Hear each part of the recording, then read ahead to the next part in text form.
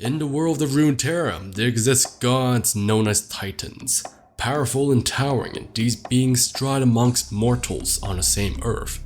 They come in different forms. Some are omnipotent colossals that can desecrate our planet, and some are just very angry white people. Good morning everyone, my name is Corinne and welcome back to my Canadian apartment, and here are my top 5 worst Titanic units in the game. The score is based on the unit's own mana requirement. If it's a 10 mana unit, it should be ending the game. But if it's a 6 mana unit, it could just be strong and exist. And as always, if you enjoyed this type of lore content, like, subscribe, and comment for the YouTube algorithm.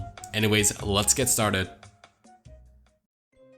Number 5 was a tough choice for me to decide because there were a lot of cards to choose from. Most Titanic units were just on a tipping point of being good, and I would say that the game is fairly balanced. But if I were to choose one, it would be the Zaun Diva, and that's because the only decks that effectively meet its requirements are Seraphine decks, and these decks do not want an 8-cost unit. Seraphine is a spellslinger that plays 20 low-cost spells in a single round and absolutely destroys you if BB is on a field with only 1 mana. Zaun Diva is just a big block in your hand. The card doesn't add anything crucial to Seraphine decks that Seraphine can't do herself. Seraphine can create her own board wipes just by existing. And it's disappointing because Seraphine and Diva have some amazing interactions, and I really hope that Riot comes back to this card.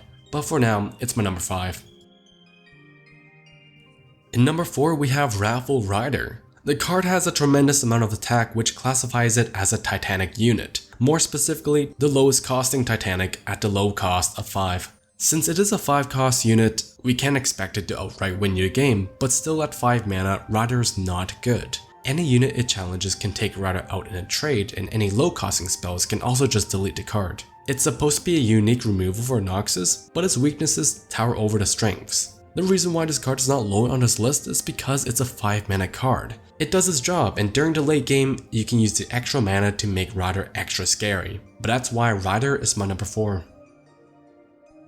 In 3rd place, we have Raza the Sunderer, one of the oldest cards in the game. The reason why this card is lackluster is because this card has old card syndrome. In order for it to activate its effect, an ally needs to die during the round before Raza is played. This makes playing this card just a little annoying to fully maximize its effect. And only killing the 2 weakest enemies is not enough for a round 8 play. What if your opponent is playing aggro with tons of units? Raza is doomed and fearsome on turn 8? That is just a cosmetic. Since it's a play effect, hitting Raza with Clash of Titans will be a waste as you can't activate his effect. One thing for certain is that I wish Raza was viable because look at him.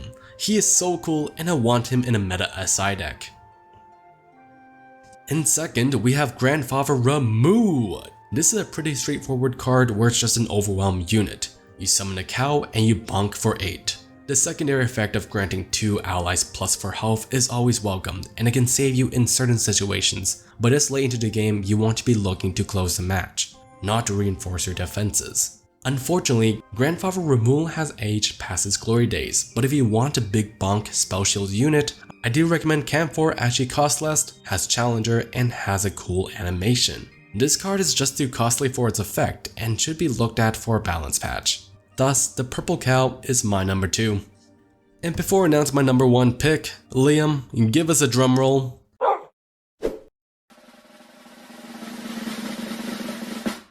Finally, in the number 1 spot is a returning guest on my channel, Wisefry. This card has received a buff a while back where its vulnerability was removed and its power was increased. Unfortunately, it still wasn't impactful as Bilgewater didn't really want it. It being 6 mana was too slow for many decks.